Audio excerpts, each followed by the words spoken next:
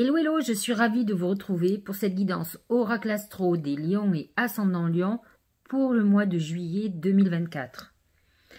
La période du mois de juillet est toujours très importante pour vous puisqu'elle clôture votre année pour en démarrer une nouvelle, puisque la saison du Lion commence cette année le 23 juillet.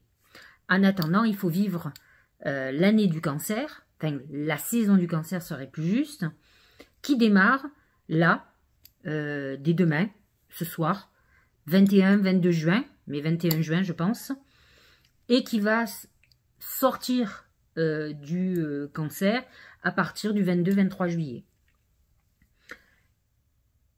Aujourd'hui, au moment où je fais cette vidéo, nous sommes le 21 juin, c'est le solstice d'été, c'est l'arrivée du soleil en Cancer, et demain, pleine lune en Capricorne. Donc nous sommes dans une énergie puissante qui pour vous est très importante puisque le soleil pour vous est positionné dans votre maison 12 et la lune en Capricorne demain sera positionnée dans votre maison 6. C'est l'axe de la santé, c'est l'axe aussi des épreuves et des obligations qui peuvent être dans votre vie. Nous avons donc le soleil dans cette maison 12, nous avons Mercure jusqu'au 2 juillet, donc il est en fin du Cancer, et nous avons Vénus jusqu'au 11 juillet qui sera positionné dans cette maison 12. Pour vous, ce n'est pas le placement idéal, puisque dans cette maison 12, alors certains peuvent vivre des histoires secrètes, que vous soyez Lion ou Ascendant Lion, mais vous pouvez aussi subir une double vie de votre partenaire. C'est une Vénus qui est confinée, qui n'est pas dans l'épanouissement, qui peut être même dans les épreuves, dans un moment où on est en frustration affective. À partir du moment où le soleil va passer dans votre signe, à partir du 23 juillet, bien sûr, vous démarrez l'année. C'est un peu comme le 1er janvier. Vous démarrez votre année solaire, on va dire, qui va de votre anniversaire au prochain anniversaire, bien entendu. Mercure rentre dans votre signe le 3 juillet, donc très prochainement, et il en sortira le 25 juillet. Alors, il fait une incursion très rapide, sans rétrogradation, et tant mieux. Lorsque Mercure va être dans votre signe, vous allez être plutôt dans une optique de rayonnement de votre personnalité. Vénus, elle, sera dans votre signe du 12 au 31 juillet. C'est un très bon moment pour avoir de l'abondance dans votre vie, et particulièrement de l'abondance d'amour, mais de l'abondance financière aussi. Mercure ensuite va quitter votre signe et rentrera le 26 juillet dans le signe de la Vierge qui pour vous est positionné dans votre maison 2. La Vierge est très pragmatique, Mercure est organisé pour gagner de l'argent ou pour s'organiser par exemple pour un achat immobilier. Le Verseau, lui, est positionné dans votre maison 7, puisque le signe du Verseau est votre signe opposé et complémentaire. Pluton est positionné dans cette maison.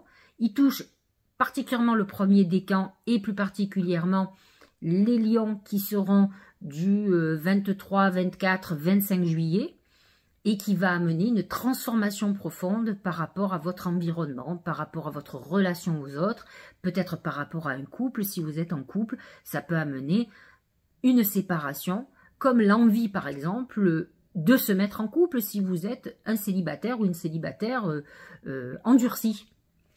Le Poisson, lui, est positionné dans votre maison 8. Saturne et Neptune sont dans ces positions, ils sont rétrogrades tous les deux. Donc, Saturne dans votre maison 8 amène quand même un certain nombre de choses karmiques. La maison 8 est karmique aussi, comme Saturne d'ailleurs. Et donc, pourrez vous mettre face à une période très psychologique, de limitation, où vous sentiez qu'il y a des choses qui sont bloquées et qui vous amènent à des réflexions intelligentes, de remise en question. Par exemple, c'est intelligent de se poser la question pourquoi les choses sont bloquées. Est-ce que vous êtes sur la bonne voie? Est-ce que ce que vous désirez est une très bonne chose? Et peut-être surtout une transformation de votre personnalité. Êtes-vous dans le juste dans votre mode de fonctionnement? Neptune est aussi positionné dans cette maison 8. Faites très attention, surtout les lions du dernier décan, aux trahisons, aux choses cachées, aux pertes financières. Mais c'est aussi un très bon positionnement pour la chance financière, puisque Neptune en Poisson amène aussi le coup de bol. Le taureau est positionné dans votre maison 10. Alors bien sûr, il n'est pas très en harmonie avec votre signe, mais malgré tout, Uranus positionné dans cette maison peut amener des bouleversements très importants au niveau de votre carrière professionnelle, de votre lieu de vie aussi, de vos ambitions. Des événements non prévus pourront enclencher des chamboulements très importants. Mars positionné dans cette maison 10 vous apportera aussi la volonté d'aller vers vos ambitions et de créer un certain nombre de choses qui vous permettront de voir la vie différemment. Les planètes en Gémeaux. Le Gémeaux est un signe harmonieux avec le vôtre, c'est un signe ami comme on dit, ils y sont en sextile, ce qui est un aspect très positif, et Jupiter est positionné dans cette maison 11, donc en Gémeaux, avec Mars, qui rentrera en Gémeaux à partir du 21 juillet, et qui va s'harmoniser, alors pratiquement à la fin du mois, il est pratiquement en conjonction avec Jupiter. Il est à 6 degrés et Jupiter, bon, sera entre 8 et 14 dans le mois. Donc non, je crois que je dis des bêtises, ils seront rarement, mais bon, ils ne seront pas très loin. On va dire ça comme ça. De toute façon, de 6 à 14, il y a 8 degrés. Donc on peut dire que la conjonction d'une certaine manière se fait. Et en tout cas, va vous motiver pour avancer. Jupiter en maison 11 amène quand même beaucoup de chance. Pourquoi? Parce que la maison 11, c'est la maison des amis. Et au niveau de l'astrologie spirituelle, représente les protections. Et Jupiter, c'est Zeus, c'est le dieu des dieux. Le Gémeaux est le signe de Jupiter, de Mercure, qui est le messager des dieux. Et donc, ça amène une très belle connexion avec nos guides, à nos protecteurs. Et Jupiter, qui est quand même un grand protecteur, accentue la notion de protection. Donc, vous rentrez dans une époque quand même très intéressante, très protectrice, où la plupart de vos vœux vont se réaliser, où vous allez aller vers vos concrétisations, et ça, c'est plutôt intéressant. Alors, comme je vous le disais, demain, 22 juin, c'est une pleine lune intéressante qui vous est dans l'axe quand même de la santé, des obligations, donc à voir dans quel état et ce qui se passe, si vous avez eu des nouvelles aujourd'hui ou demain, hein, donc 21-22 juin. Mais nous allons avoir ensuite une nouvelle lune le 5 juillet qui sera à 14 degrés du Cancer, donc positionnée dans votre maison 12. C'est un moment où c'est intéressant de faire des purifications, parce que la maison 12 est quand même une maison d'épreuve, d'enfermement psychologique, d'enfermement en globalité. Hein. Donc c'est bien de nettoyer, parce que cette nouvelle lune peut être problématique. Par contre, elle est très intuitive, et donc ce sera un très bon moment pour faire des vœux. Vous aurez ensuite une deuxième pleine lune en Capricorne, le 21 juillet. Soleil, Cancer à 29 degrés, lune en Capricorne à 29 degrés. Très intéressante, puisque de toute façon, vous allez avoir de nouveau cette pleine lune que vous avez déjà, je vous le disais, le 22 juin. Donc, ça sera intéressant de voir ce qui va se passer. Et en plus, le lendemain, effectivement, Soleil en Lion, Lune, Verseau. Alors, la conjonction ne sera pas idéale, mais en tout cas, on aura quand même une pleine lune qui sera une deuxième pleine lune, deuxième jour de pleine lune, intéressant avec cette opposition réelle entre le Soleil et la Lune. Donc, vous voyez que ce mois-ci, pas ce mois-ci, entre juin et juillet, nous avons deux pleines lunes à Capricorne, ce qui n'est pas anodin. Et c'est intéressant de voir à quel niveau ça se fait. Pour vous, c'est la maison 12, la maison 6, maison des épreuves, maison de la santé. Donc, il faut que vous voyez ce qui va se passer entre maintenant et la fin juillet. Quels sont les événements qui mettent ces deux maisons en lumière et qu'est-ce qui se passe dans votre vie réelle? Où sont vos obligations? Où sont vos implications? Ce sont des obligations souvent professionnelles ou liées à la santé, donc à vous de voir ce qui se passe. Voilà pour l'astrologie. Vous savez, comme d'habitude, que je vais regarder les oracles. Et tout d'abord, mon oracle, l'oracle magique du Mar de Café. Et nous allons voir ce qu'il a à nous dire dans la globalité pour le mois de juillet. Qu'est-ce qui va se passer pour les lions et ascendant lion. C'est le rat. Le rat, c'est vraiment cet axe 12-6. Vraiment, c'est très marqué par le soleil dans la maison 12, qui est la maison des épreuves, Le rat amène des épreuves à la fois financières et santé. Donc faites très attention. Ça peut être un moment où vous maigrissez, vous pouvez avoir des soucis de santé. Peut-être quelqu'un de votre proche de vous vous inquiète au niveau de sa santé. Donc à vous de voir ce qu'il en est et à prendre soin de vous. Quand vous avez un axe 12-6 qui est mis en exergue, c'est qu'on vous demande de vous occuper de votre santé, santé morale, santé physique, parce que vous pouvez être très affecté par un certain nombre d'épreuves, quelles qu'elles soient d'ailleurs, hein, pas au niveau de la santé, ça peut être financier, ça peut être amical, ça peut être à plein de niveaux, et ça peut être difficile. Regardez, c'est pas Jojo. Au niveau professionnel et financier, c'est le corbeau. C'est un oiseau de mauvais augure, il annonce des mauvaises nouvelles. Il vous donne aussi des nouvelles de quelqu'un qui n'est pas un ami, qui est plutôt un ennemi, ou une ennemie, bien entendu. Faites pas attention quand je dis en masculin, c'est pas un ennemi, c'est un ennemi dans sa globalité, homme ou femme. Et donc, à vous de voir ce qui se passe, qui se manifeste beaucoup ce mois-ci, pour voir de qui vous devez vous méfier, ou de qui viennent ces attaques, ces mauvaises énergies que vous pourriez ressentir. Après, cela peut être aussi des très mauvaises nouvelles au niveau professionnel ou financier. L'attente, par exemple, d'un crédit qui est refusé. Ça peut être un moment où, effectivement, vous avez une perte d'emploi, un refus de mutation, une association qui se passe mal, ou des révélations qui sont problématiques, où vous avez été, par exemple, malmené, dans le sens où vous n'avez pas vu, par exemple, une malveillance qui se tramait dans votre dos, un complot qui se fait tranquillement mais sûrement. Vous risquez d'être dans l'heure des révélations, ce qui est une très bonne chose, mais qui peut vous amener beaucoup de difficultés, et le fait de prendre un coup sur la tête qui peut vous déstabiliser. Au niveau sentimental, c'est les chemins. Les chemins, c'est toujours un moment de choix. C'est le choix de telle orientation ou telle orientation.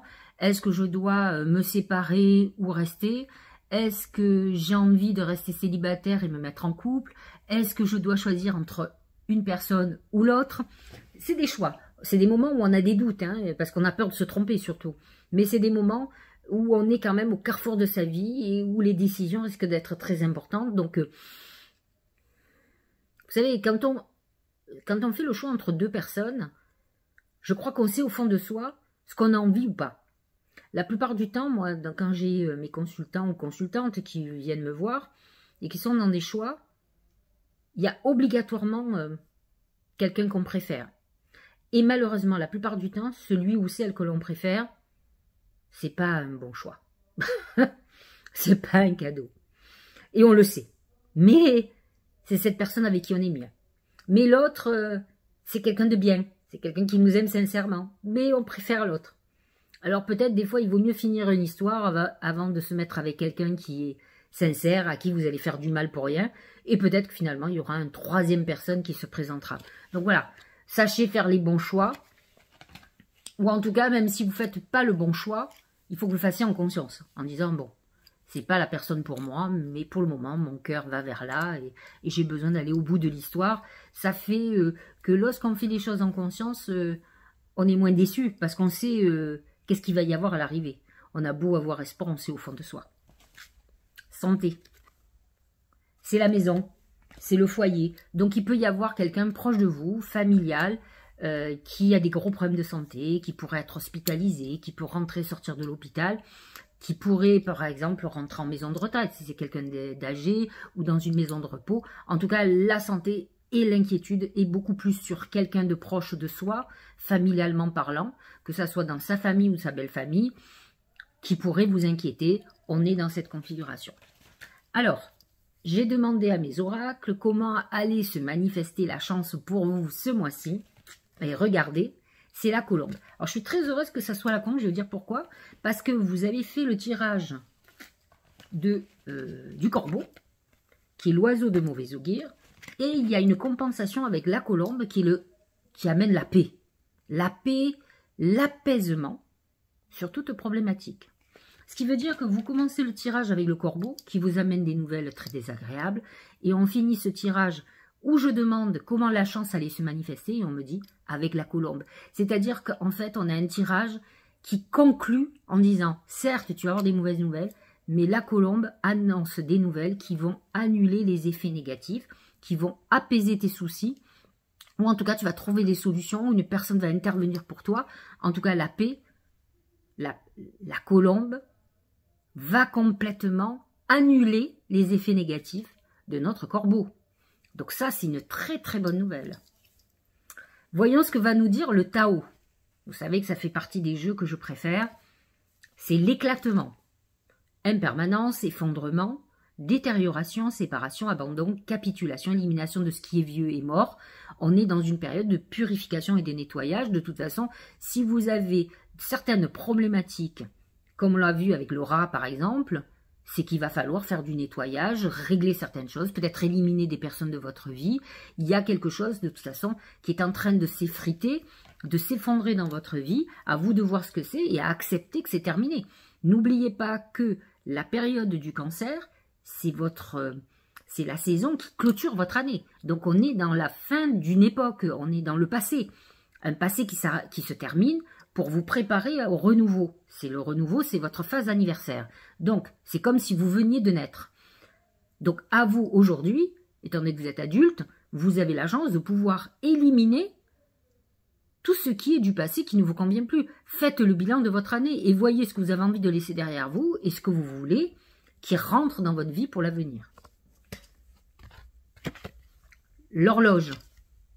Du temps et une réelle volonté d'aboutir vous donne le résultat désiré. Le temps, ça a quelque chose qui est problématique pour le lion puisqu'ils sont toujours pressés. Alors, c'est pas le seul, vous allez me dire, mais plus particulièrement les lions sont un signe de feu, ils sont emballés, ils ont besoin que ça aille vite.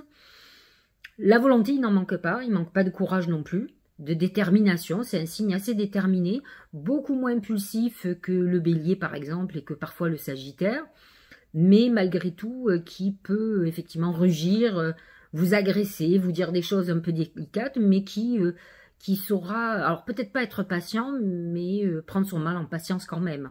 Alors que les autres signes ont beaucoup plus de difficultés. En tout cas, vous êtes dans une période où il va falloir aller avec le temps. N'oublions pas que Saturne est le dieu du temps, Chronos, et il est dans votre maison 8, qui est la maison de la transformation. Et on ne se transforme pas en un clignement d'œil. Donc il va bien falloir que vous acceptiez ce temps pour que votre vie soit en train de se transformer. La maison 8, c'est quand même un peu comme Pluton, c'est la digestion de tout ce qui ne va pas et il faut l'éliminer, c'est comme ça. La voie positive. Vous hissez sur le plan de la création illimitée, emprunte la voie du positif. En fait, vous savez, le lion représente en astrologie la maison 5, qui est, entre autres, sa maison des enfants, sa maison de l'amour, de la création, de la créativité. Et donc, on vous dit d'être très créatif. De toute façon, les lions, même quand ils sont dans des métiers financiers et autres, c'est des gens qui ont du talent la plupart du temps et qui sont souvent très créatifs. Ils aiment le spectacle, ils aiment l'apparat, ils aiment les belles choses et souvent ils sont dans cette créativité. Donc que vous soyez créatif par l'esprit ou créatif par le manuel par exemple ou dans l'écriture, on vous dit que c'est cette voie-là qu'il faut prendre pour pouvoir aller vers votre épanouissement et je pense qu'effectivement il faut que d'une manière ou d'une autre vous soyez créatif. Je trouve que les lions sont beaucoup plus des constructeurs d'une manière ou d'une autre que des destructeurs. Je ne dis pas qu'ils ne peuvent pas détruire, hein, n'oublions pas que c'est un signe de feu et que le feu peut être aussi destructeur. Mais fondamentalement, ce sont des bâtisseurs, et donc bâtisseurs et bâtisseuses, bien entendu, hein, je le répète.